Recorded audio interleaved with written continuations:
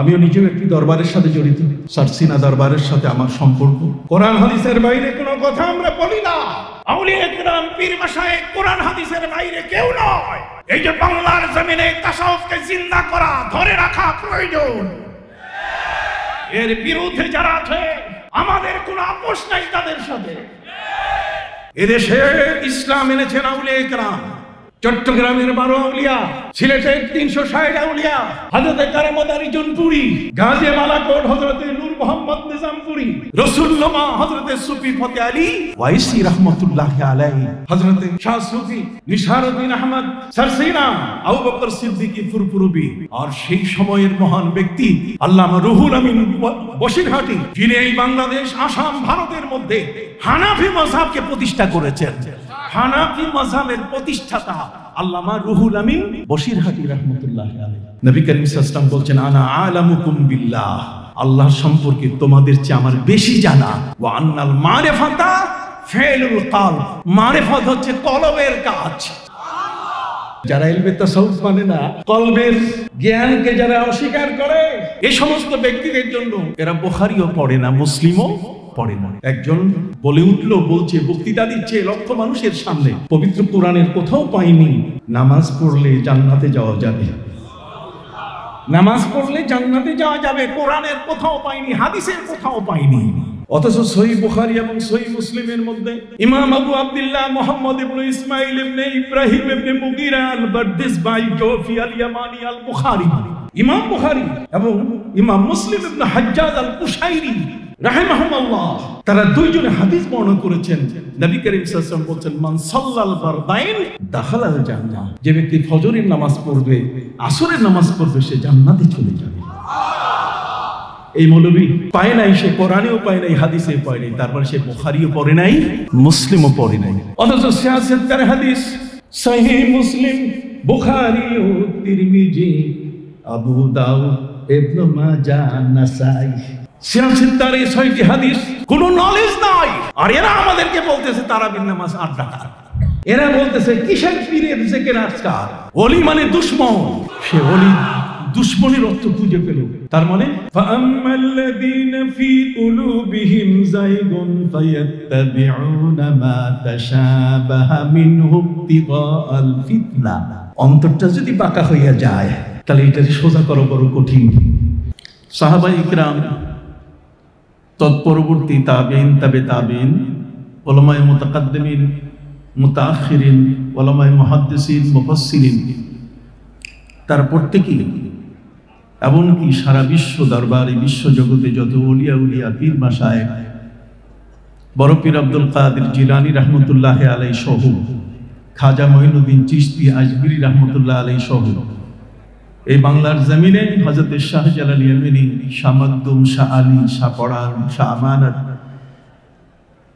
শাহ ফতিহুল্লাহ, শাহ গরিবুল্লাহ, শাহ আলী বাগদাদি, শাহ শারফুদ্দিন চিশতি বেহেশতি খানজাহানি, সারসিনা, ফুরফুরা সহ এই বাংলাদেশের জমিনে এ সকল আউলিয়া ইকরাম তাদের অবদান রেখে চলেছেন।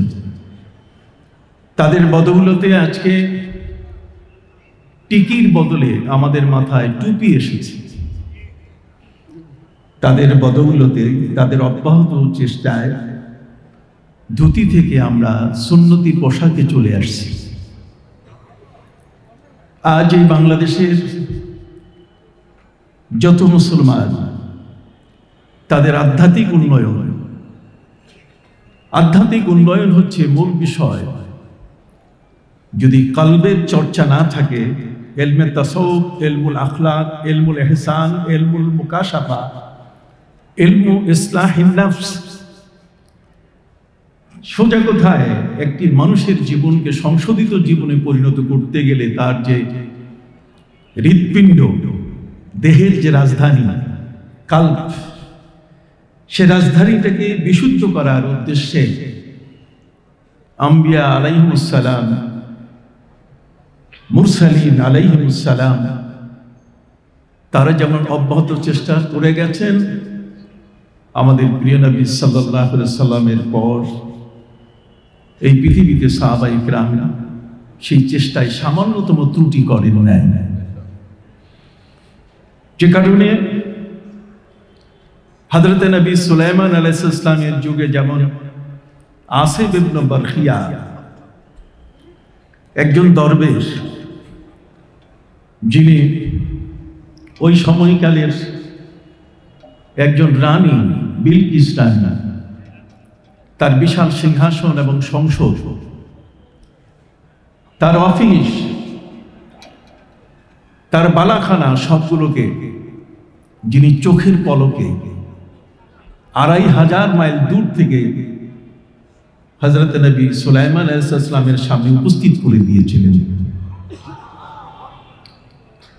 قال الذي عنده علم من الكتاب انا آتيك به قبل ان يرتد اليك طرفك। নবী সুলাইমান আলাইহিস সালামের সেই সময়কালে অগ্নি পূজারিণী একজন নারী, সূর্য পূজারিণী একজন নারী, সেই নারী যখন তার দরবারে অতি নিকটে চলে এসেছে, সময় এত কম, এই অল্প সময়ের মধ্যে, মিনিটের মধ্যে একটি সময়, তিনি তার সভা ডেকে বললেন যে কে আছো তোমরা? এখান থেকে 2500 মাইল দূর থেকে বিলকিস রানীর সিংহাসন এবং তার বালাখানা এনে দিতে পারো।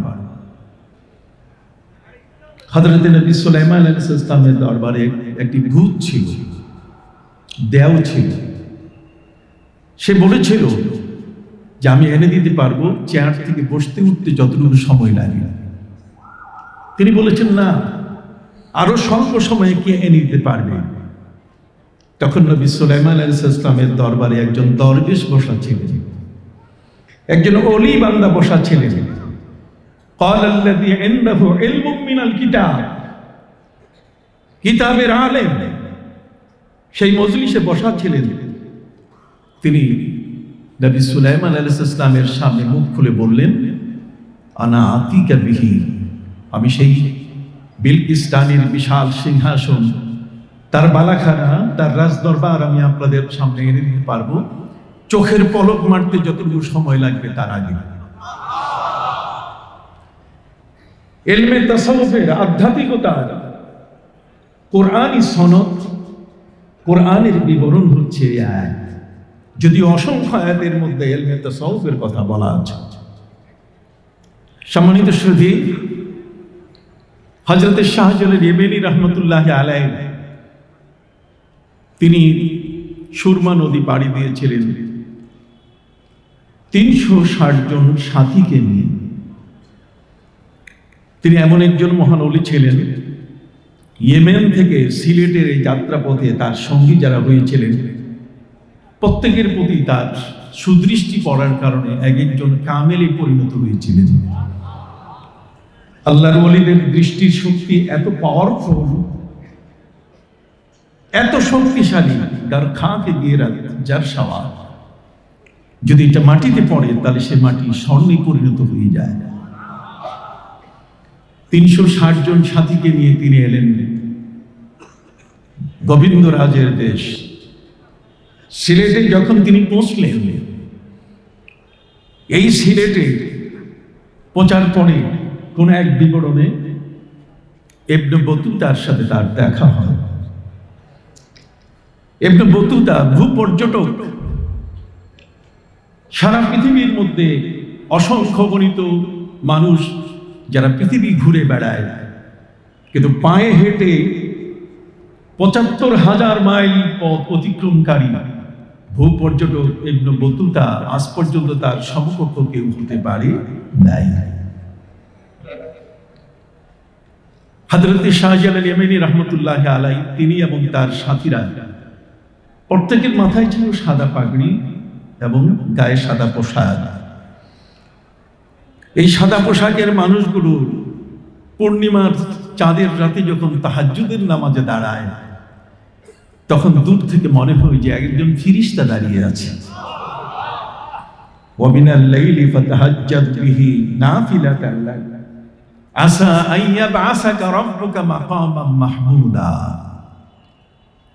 সম্মানিত সুধী, নিয়মিত ফরজ নামাজ যেগুলো আমরা আদায় করি, এগুলো তো আমাদের নিত্যদিনের বন্দেগী, কিন্তু তার পাশে জীবনটাকে সহজ করতে, পৃথিবীতে কখনো যেন গুনাহের বোঝা নিয়ে আমাদেরকে অগ্রসর হতে না হয়, এই জন্যই আল্লাহ সুবহানাহু ওয়া তাআলা এই ফরজ ইবাদতগুলোর পাশাপাশি কিছু সুন্নাত এবং নফল ইবাদত তিনি আমাদের জন্য তার প্রিয় নবী, তার প্রিয় হাবিব সাল্লাল্লাহু আলাইহি ওয়াসাল্লামের মাধ্যমে বরাদ্দ দিয়েছেন, যে কারণে পবিত্র কোরআন ঘোষণা করেছে ইন্নাল হাসানাত ইউযহিবনাস সাইয়্যাত।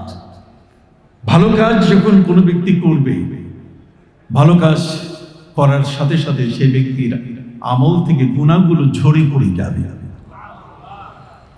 যে কারণে আল্লাহর ওলি বান্দারা তাদের জীবন তারা ফরজ পর্যন্ত সীমাবদ্ধ করে রাখেননি।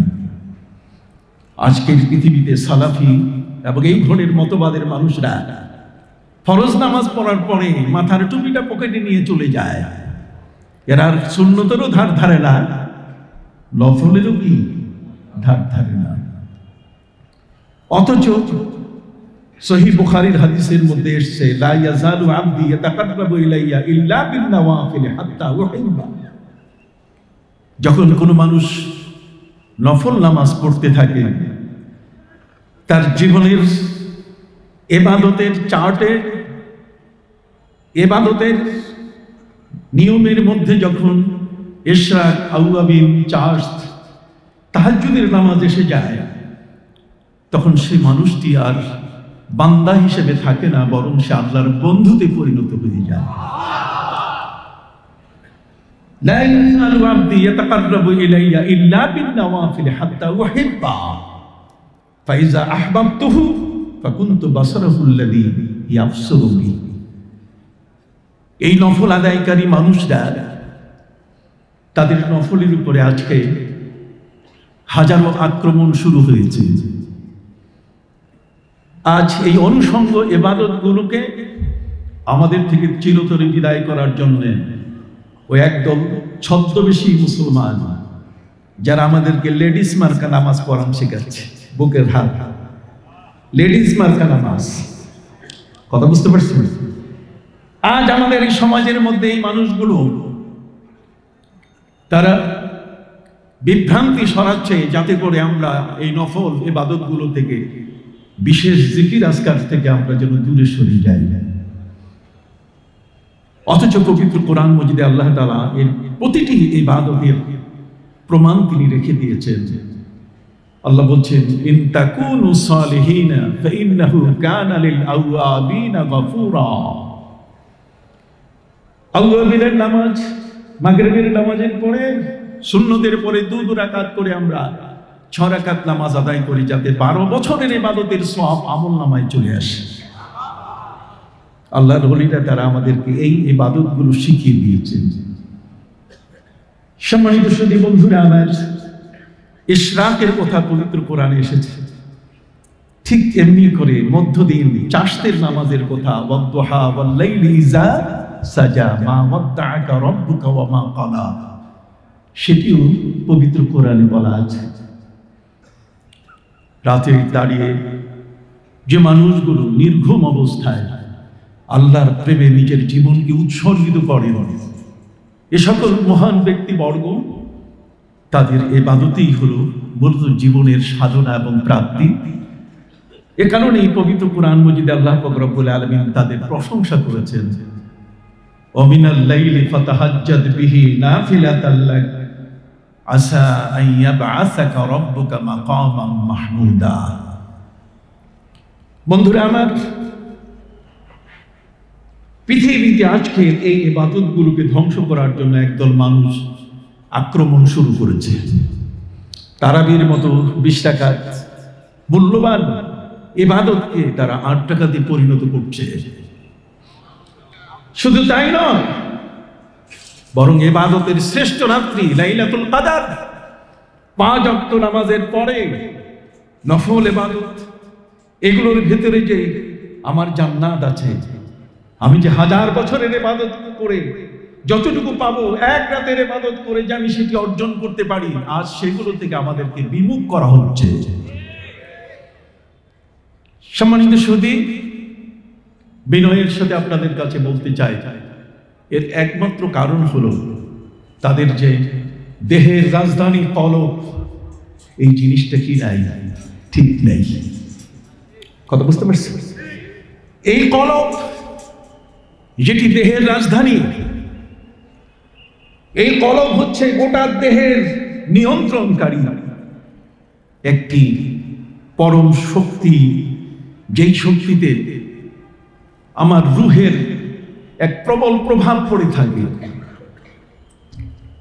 সম্মানিত সুধী, আজকে এই সকল মানুষগুলো ইলমে মারিফাত স্বীকার করে না, ইলমে তাসাউফ কি স্বীকার করে না।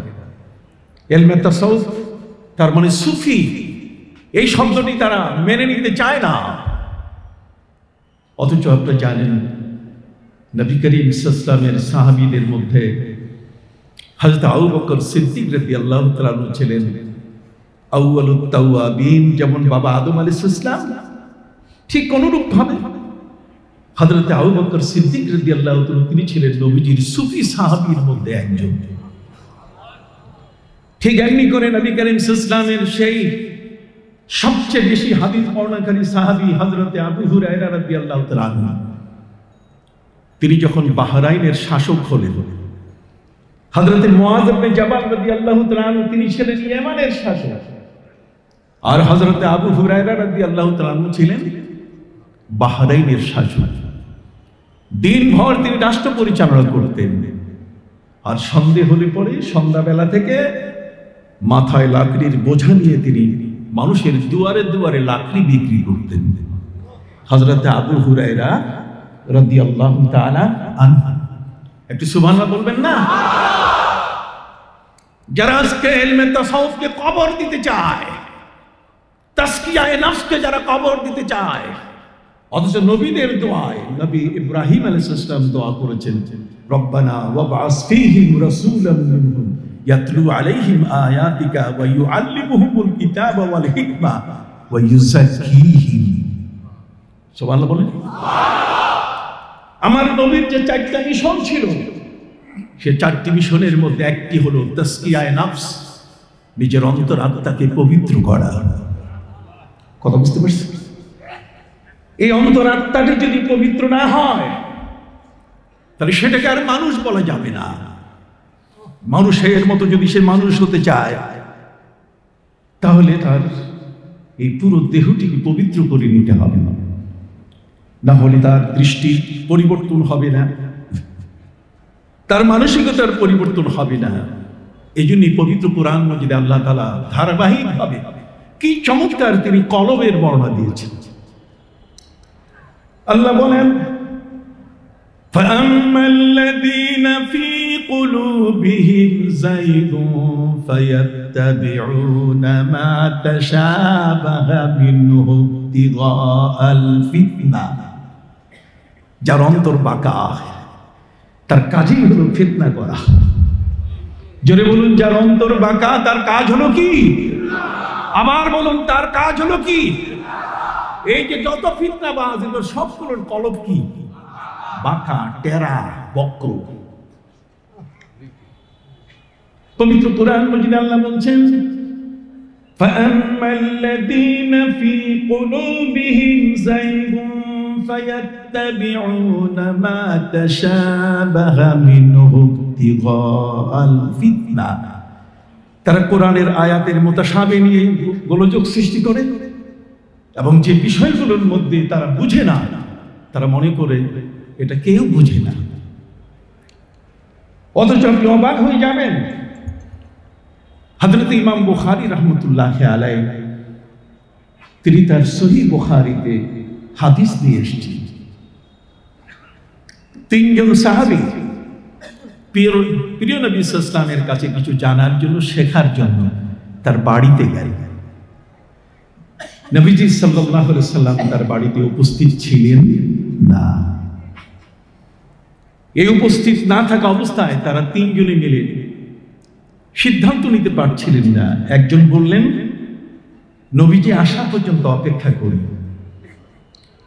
আরেকজন বললেন যে হযরতে আম্মা জান আয়েশা রাদিয়াল্লাহু আনহা তিনি তো নবীর প্রতিনিধি, তার কাছেও তো আমরা কিছু জেনে নিতে পারি। আর একদল বলেন আমরা এখন চলে যাই, পরে নবীজি আসলে তখন আমরা তার কাছে শিক্ষা নেব। শেষ পর্যন্ত তারা একমত হয়ে গেলেন যে আম্মা জান আয়েশা রাদিয়াল্লাহু আনহার কাছে নবীজির সম্পর্কে, তার ইবাদত সম্পর্কে তারা জেনে নেবেন। আম্মা জান আয়েশা তাদের প্রশ্নের উত্তর দিচ্ছিলেন যে নবীজি এমন সেজদা করতেন যে সেজদায় মনে হতো যে নবীজি একটু নড়তেন না, মনে হতো যে নবী সাল্লাল্লাহু আলাইহি ওয়াসাল্লাম বোধহয় বেঁচে নাই। ফাহাসানা সুজুদা, যখন নবীজি রুকু করতেন তখন মনে হতো যে নবীজির রুকু পৃথিবীর এমন একটা শ্রেষ্ঠ রুকু, যার বলে সুবহানাল্লাহ। সেই রুকুর মধ্যে ঘড়ির সময়ের কোনো বিষয় ছিল না, সেখানে আল্লাহর সাথে আদান প্রদানের বিষয়টি ছিল সবচেয়ে বড়। কথা কি বুঝতে পারছেন? সম্মানিত সুধী, আম্মা জান আয়েশা রাদিয়াল্লাহু আনহা তিনি বললেন নবীজির সিজদা এবং রুকুর বিবরণ হলো এমন, নবীজি মদিনা মুনাওয়ারায় যখন হিজরত করে এলেন, হিজরতের 7 মাস পরে আমি মদিনায় এসেছি। আম্মা জান আয়েশা রাদিয়াল্লাহু আনহা হিজরতের 7 মাস পরে তিনি মদিনা মুনাওয়ারায় পৌঁছেন। সেখানে জন্ডিস রোগে তিনি আক্রান্ত হন। এই জন্ডিস রোগে আক্রান্ত হওয়ার কারণে নবীজি চিন্তিত হয়ে পড়লেন যে আমার স্ত্রী, আমি হিজরত করে দেশ ত্যাগ করে কত বড় কঠিন একটি সফর করে আমি মদিনা মুনাওয়ারায় পৌঁছলাম, এখানে এখন আমার ঠিকানা, আর সেখানে আমার স্ত্রী জন্ডিস রোগ হলো, তার মানে এখানে টিকতে পারবে না, তাহলে কি হিজরত আরেক জায়গায় আমাকে করতে হবে? তিনি আল্লাহর কাছে হাত তুলে মোনাজাত করলেন। হাতের দাম কত বড়, ওই মৌলবীদের খবর নাই, ওর নামাজের পরে হাত তুলি না। কথা কি বুঝতে পারছি? আমার রাসূল সাল্লাল্লাহু আলাইহি ওয়াসাল্লাম বলেছেন ইজা রাফাল আবদু ইয়াদাইহি ইলাল্লাহ ইয়ানদিমুল্লাহু আন ইয়ারুদ্দা ইয়াদাইহি সাফরান খাইবাতাইন। যখন কোনো বান্দা হাত তুলে মুনাজাত শুরু করে তখন আল্লাহ তাআলা তার হাত দুখানা খালি ফিরাই দিতে লজ্জা বোধ করেন। এই জন্য দোয়ার আদব হলো কি? হাত তোলা। সবাই বলবেন না একটু? দোয়ার আদব কি? হাত তুলে মোনাজাত। আর মৌলবী বলছে নামাজের পরে কি নাই, দোয়া নাই, দোয়া করলো, হাত তোলা নাই।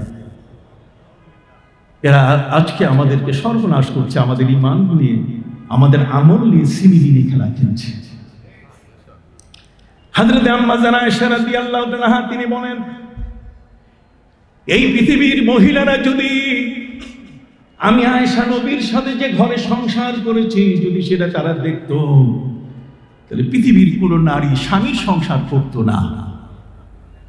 আম্মা জান আয়েশা রাদিয়াল্লাহু আনহা বলেন যে নবীজিকে নিয়ে যে ঘরে আমি সংসার করেছি, এরকম একটা ঘর যদি পৃথিবীর কোনো নারী তার স্বামীর ঘরে পেত, তাহলে ওই স্বামীর সাথে সংসার করতো না। আম্মা জান আয়েশা রাদিয়াল্লাহু আনহার এই ঘরটা যখন ভেঙে ফেলা হয় তখন মদিনায় কান্নার রোল পড়ে গেছিল। সুবহানাল্লাহ বলেন।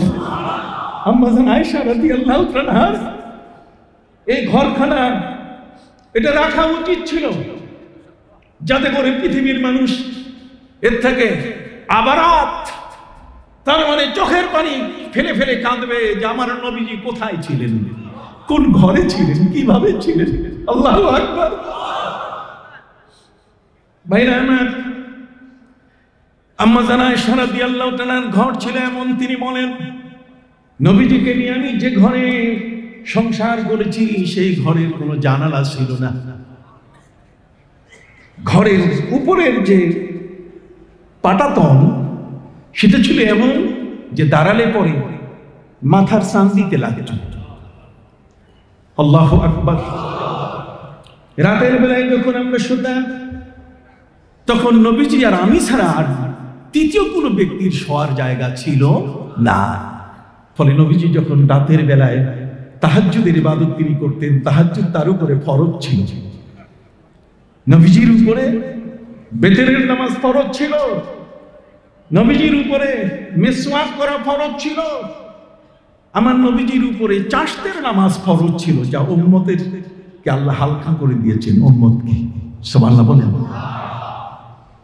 রাতের গভীরে নবীজি যখন তাহাজ্জুদের নামাজ পড়ার জন্য উঠতেন, ঘরের ভিতরে আমার নবীজি তিনি বলেছেন, লা তাত্তাখিযু বুয়ুতাকুম কুবুরা, খবরদার তোমাদের ঘরগুলোকে কবরস্থান বানাইও না।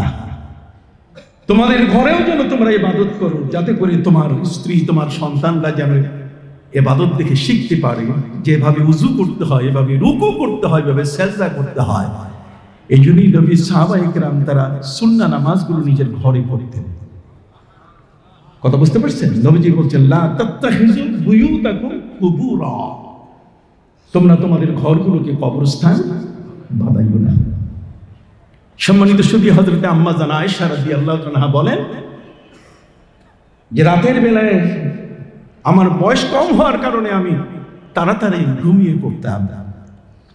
নবীজি গভীর রজনীতে তাহাজ্জুদের জন্য যখন তিনি জেগে উঠতেন, তখন যেখানে তিনি সিজদা করবেন সেই সিজদার জায়গার মাঝখানে আমার পা দুটা লম্বা হয়ে থাকতো, জায়গা নাই, কোথায় সিজদা করবেন।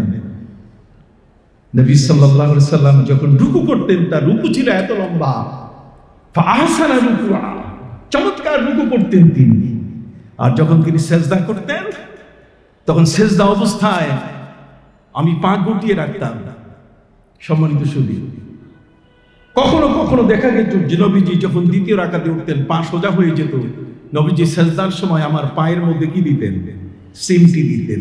সিমটি দিলে তখন পাটা আমি গুটিয়ে নিতাম। এই ছিল নবীর ঘরের পরিধি। হযরত আম্মা জান আয়েশা রাদিয়াল্লাহু আনহা বলেন, নবীজির ঘরের সামনে কোনো কপাট ছিল না, একটা চামড়া ঝুলন্ত অবস্থায় সেটা ঝুলতো।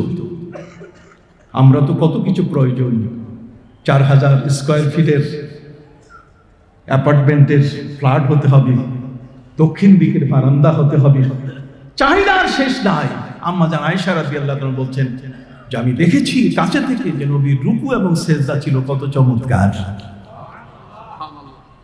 সাহাবায়ে কেরাম, আম্মা জান আয়েশা বলেন, নবীজি যখন কোরআন তেলাওয়াত করতেন, তখন পায়ের পাতার উপরে ভর করে তিনি কোরআন তেলাওয়াত করতেন, যেটা কাফেররা দেখে সমালোচনা করত যে মুহাম্মদকে তার আল্লাহ শাস্তি দিচ্ছেন। আল্লাহ পাক রব্বুল আলামিন সূরা নাযিল করলেন, তাহা আয় তাইয়িল আরদ, হে মাটির উপরে পায়ের পাতার উপরে দাঁড়ানো রাসূল, মা আনজালনা আলাইকাল কুরআনা লিতাশকা, আমি কোরআন নাযিল করি নাই যে আপনি এভাবে কষ্ট পাবেন, কষ্ট করবেন। আম্মা জান আয়েশা বললেন, নবীজি যখন কোরআন তেলাওয়াত করতেন তখন মনে হতো যে জীবনে আর কোনোদিন সে কোরআন তেলাওয়াত ছাড়বেন না। তিনজন সাহাবী তার ভাগ করে নিলেন। একজন বললেন যে আমি এত লম্বা সিজদা করব যে সিজদাটা হবে রাসূলের সিজদার মতো। আরেকজন তিনি নিয়ে নিলেন যে আমি এত সুন্দর একটা রুকু করব যেটা নবীর রুকুর মতো হবে। আরেকজন বললেন যে আমি এমনভাবে কোরআন তেলাওয়াত করব যাতে কোনো একটি মুহূর্ত তেলাওয়াত বন্ধ না হয়। ইন দ্য মিন টাইম, এই সময় নবীজি ঘরে এসে পৌঁছে গেছেন। নবীজি সাল্লাল্লাহু আলাইহি সাল্লাম জিজ্ঞাসা করলেন, তোমরা কেন এসেছো? তখন তারা ব্যাখ্যা দিলেন, আপনাকে না পেয়ে নবীজি আম্মা জান আয়েশার কাছে এই আমলগুলো আমরা নিয়েছি। একজন বলছে নবীজি সব সময় কোরআন তেলাওয়াত করব, আরেকজন বললেন এত লম্বা রুকু করব যাতে আমার ফ্যামিলিতে যেন মনে করে যে আমি বেঁচে আছি কিনা, সিজদাটা ঠিক এরকম ভাবে করব। নবী করিম সাল্লাল্লাহু আলাইহি ওয়াসাল্লাম বলছেন, না, এভাবে করা যাবে না। তোমাদের শরীয়ত, তোমাদের ইবাদত আর আমার ইবাদতের মধ্যে কিছুটা তারতম্য আছে। আইয়ুকুম মিসলি, কে আছো তোমরা আমার মতো? সুবহানাল্লাহ বলো। আইয়ুকুম মিসলি, কে আছো তোমরা আমার মতো? অতএব নবীজি সাল্লাল্লাহু আলাইহি ওয়াসাল্লাম তিনজন সাহাবীকে বললেন, খবরদার যতটুকু পারো ফাত্তাকুল্লাহ মাস্তাতাতুম। আপনি সহিহ বুখারী খুলে দেখেন, নবীজি বললেন তোমার যতটুকু শক্তি তা দিয়ে তুমি আল্লাহর ইবাদত করো। কথা বুঝতে পারছেন? তিনজন সাহাবী বললেন, ইয়া রাসূলুল্লাহ লাসনা কা হায়াতিকা, আমরা তো আপনার মতো নই, কাজে আমাদেরকে সুযোগ দেন। তখন নবীজি তিনি রেগে গেলেন। তিনি তিনজনকে বললেন, আনা আ'লামুকুম বিল্লাহ ওয়া আন্নাল মারিফাতা ফায়দুল কলব। সুবহানাল্লাহ বলেন। সহিহ বুখারীতে ইমাম বুখারী মারিফাতের কথা নিয়ে আসছে। আল্লাহু আকবার বলেন। আমার নবীজি বললেন, শোনো, তোমাদের যতটুকু শক্তি ততটুকু দিয়ে তোমরা আল্লাহকে ডাকো, আল্লাহর ইবাদত করো। ফাত্তাকুল্লাহ মাসতাতা'তুম। সাহাবীরা বলছেন, হুজুর লাসনা কাহায়াতিকা, আমরা তো আপনার মতো না, কাজে আমরা বেশি করতে চাই। সম্মানিত সুধী বন্ধুরা আমার, হযরতে আবু হুরায়রা রাদিয়াল্লাহু তাআলা আনহু তিনি বাহরাইনের শাসক। দিনের বেলায় তারা হলেন ফারসানুল নাহার, আর রাতের বেলায় তারা হলেন রুহবানুল লাইল। সুবহানাল্লাহ বলেন।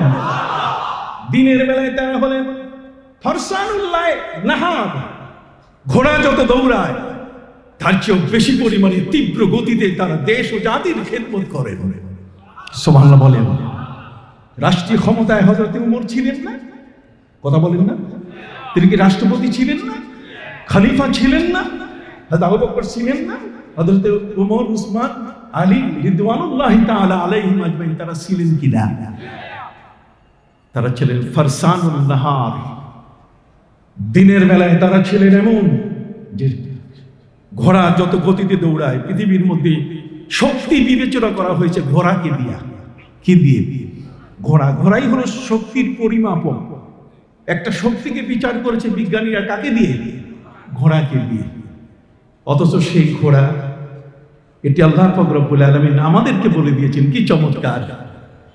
আল্লাহ বলছেন, ওয়াল খাইলা ওয়াল বিগালা ওয়াল হামিরা লিতারকাবুহা ওয়া জিনা।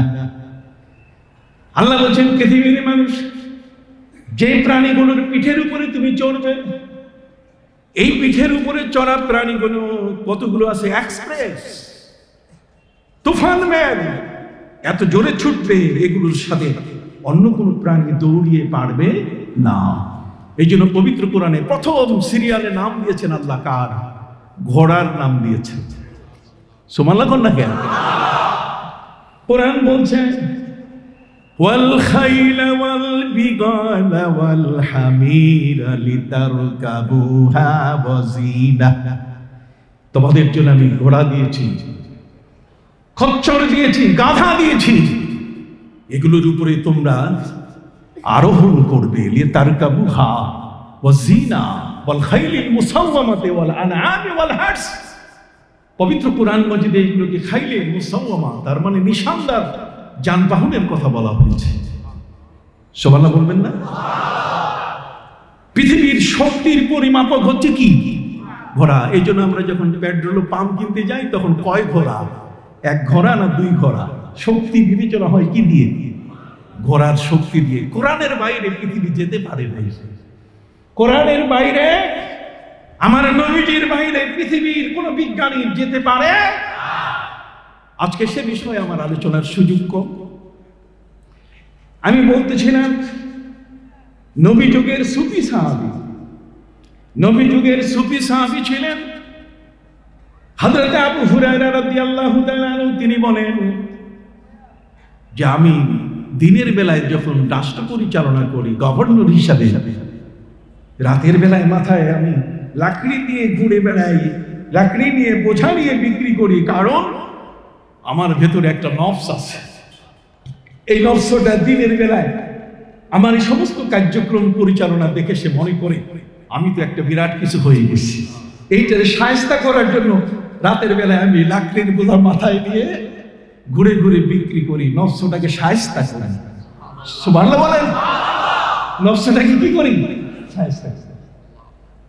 আজকের এই সাত সম্মেলন, কাগেতিয়ার পীর সাহেব আজকে এখানে তার এই মহান আয়োজন, বাংলাদেশ জমিয়তুল মুদারিসিনের সম্মানিত মহাসচিব আজকের গেস্ট হয়ে তিনি এখানে এসেছেন। সকলে বলুন মারহাবা।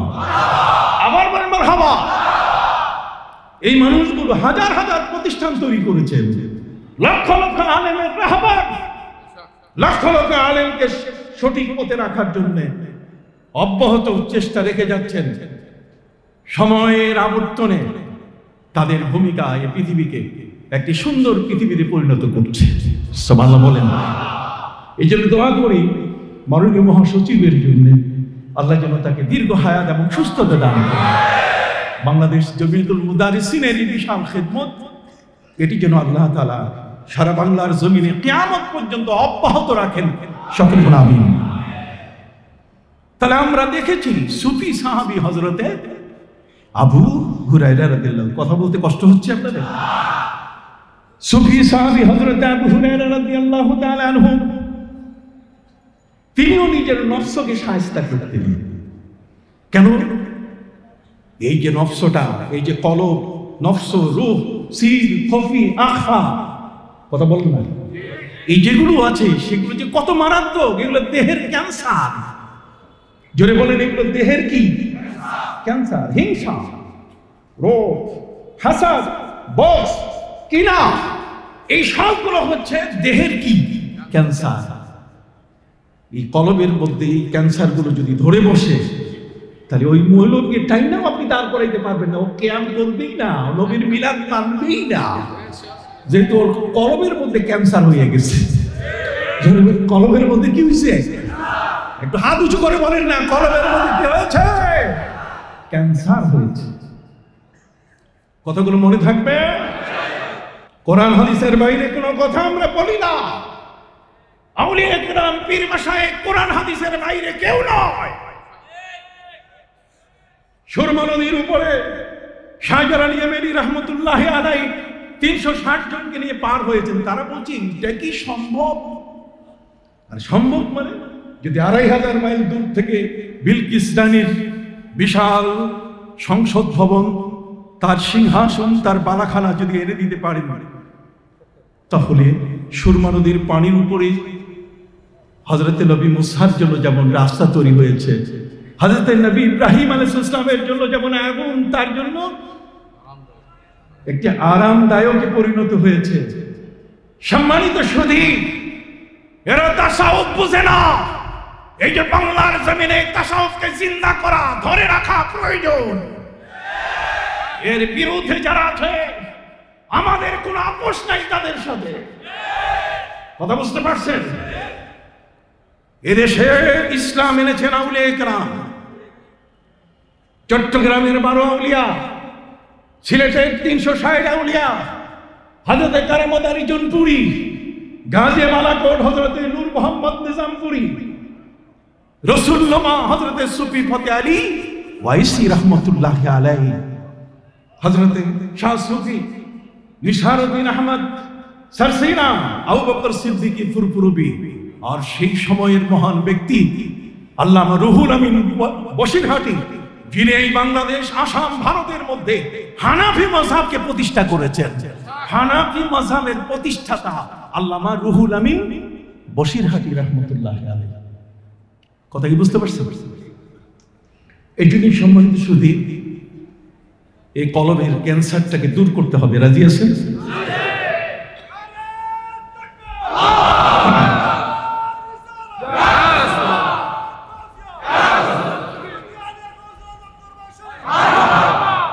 সম্মানিত সুধী, এই কলবটা কখনো মুতাকাব্বির হয়, এটা তাকাব্বুরি আসে যায়, অহংকার মানে না, গোঁ ধরে ঘাটতেরা হয়। কথা বুঝেন নাই? আমার আল্লাহ বলেন পবিত্র কোরআন মজিদে, কাযালিকা ইয়াতবাউল্লাহু আলা কুলবি কলবিন মুতাকাব্বিরিন জাব্বার। এই কলবটা কখনো মুতাকাব্বির হয়, এটা জাব্বার হয়, এটা কথা শুনে না। কোরআনকে যত গবেষণা করবেন, ইলমে তাসাউফের রং ততই চমৎকার হয়ে বের হয়ে আসবে। সে খুঁজে না, তারা খুঁজে না, তো না খুঁজে তো পাবি না। কথা বুঝতে পারছেন? আসুন, এই কলবটা কখনো কখনো মুনকের হয়। আপনি একটা ভালো কথা শোনাবেন, এটা মানবে না। যেমন এই যে আমরা দোয়ায় পড়লাম, ওয়ারজুকনা শাফাআতাহু ইয়াউমাল কিয়ামা, এটা তুলে দেওয়া হয়েছিল, বাংলাদেশের টেলিভিশন রেডিও থেকে তুলে দেওয়া হয়েছে। আমি গভর্নর হওয়ার পরে আমি আবার এটা যোগ করে দিয়েছি। আজ আপনারা দেখবেন সেখানে আমার জুকনা শাফাআতা হুয়া উমাল কিয়ামা, এই যে শাফাআত নবী করতে পারেন এটা মেনে নিতে চায় না।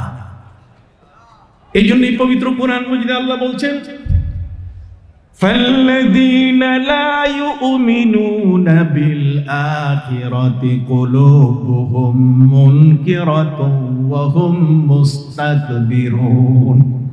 এই কলবটা এটা মুনকির হয়, কি হয়? এটা মেনে নিতে চায় না। এই জন্য এটা সোজা করা দরকার। জলমে এটা কি করা দরকার?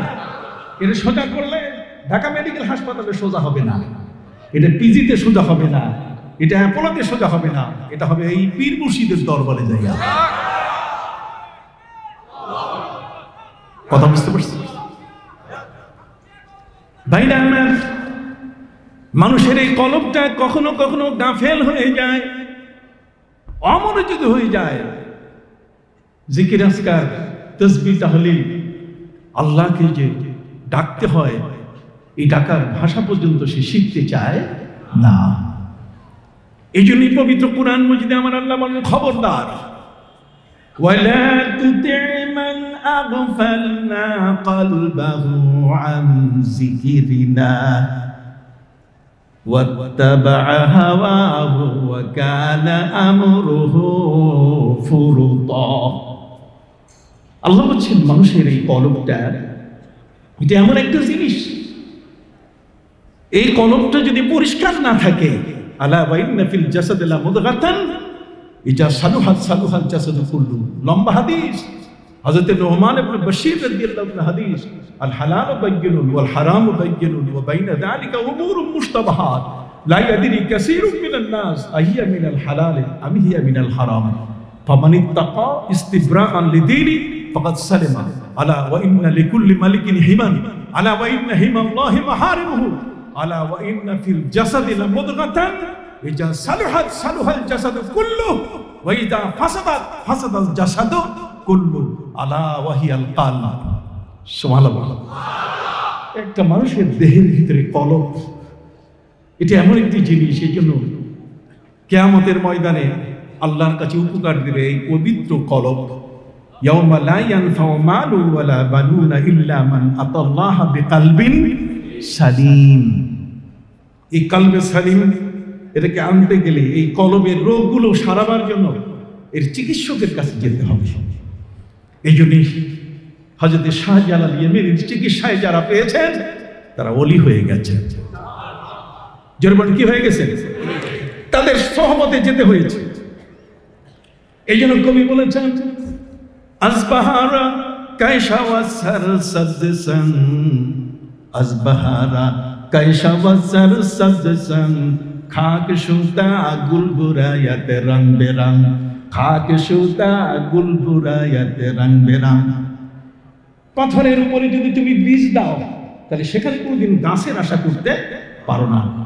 মাটির কাছে আত্মসমর্পণ করতে হবে, সেখানে বীজটা মাটির ভিতরে যদি আত্মসমর্পণ না করে তাহলে সেখান থেকে রকমারি ফল ফলাদি পাওয়া যাবে না। আসবাহারা কায়সা ওয়াসার সাদসান, খাক সুতা গুলবুরায়াত রং বেরং।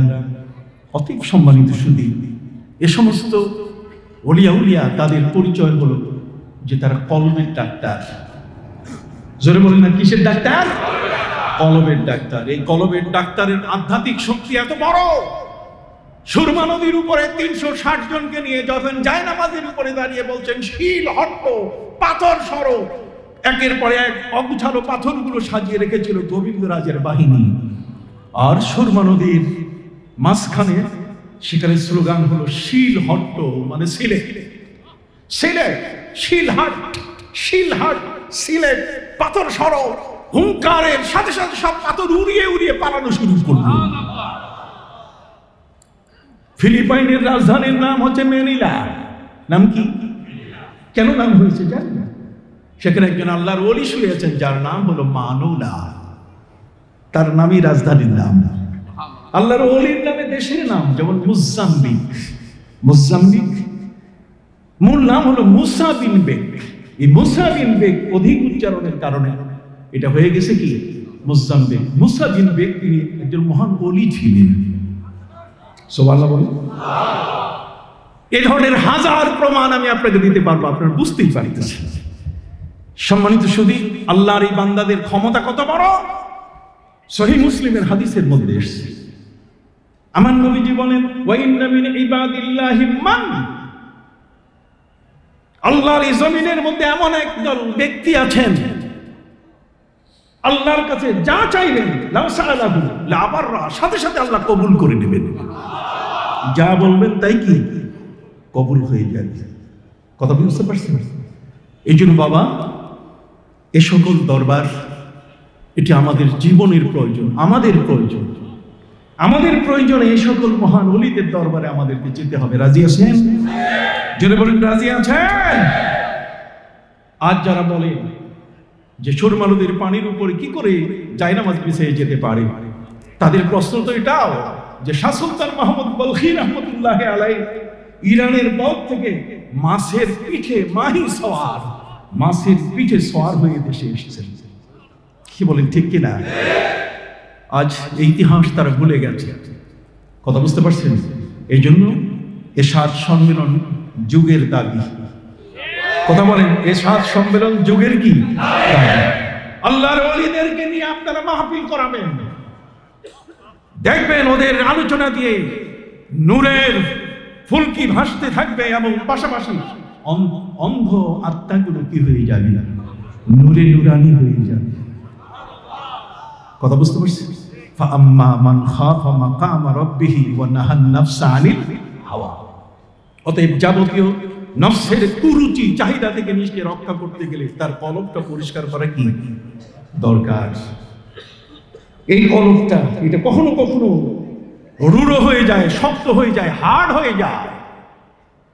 পবিত্র কুরআন মজিদে আল্লাহ পাক রব্বুল আলামিন বলেন, ফাবিমা রাহমাতিন মিনাল্লাহি লিনতা লাহুম ওয়ালাউ কুনতা ফাজ্জান গালিজাল কলবি লাম ফাদ্দু মিন হাওলিক।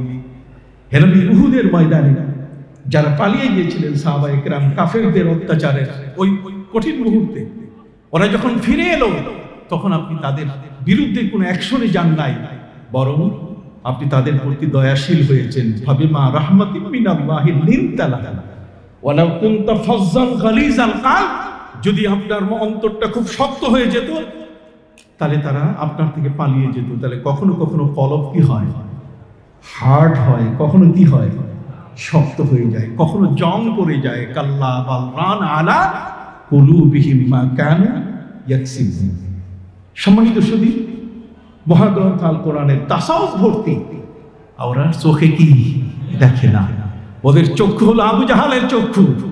যদি আবু বকর সিদ্দিক, যদি হযরত আবু হুরায়রার চক্ষু হতো, তাদের চক্ষু যদি সেই হযরতে বরপীর আব্দুল কাদের, গৌসুল আজম বরপীর আব্দুল কাদের জিলানী রাহমাতুল্লাহ আলাইহির চক্ষু হতো, তাহলে তারা সবকিছুই দেখতে পারত।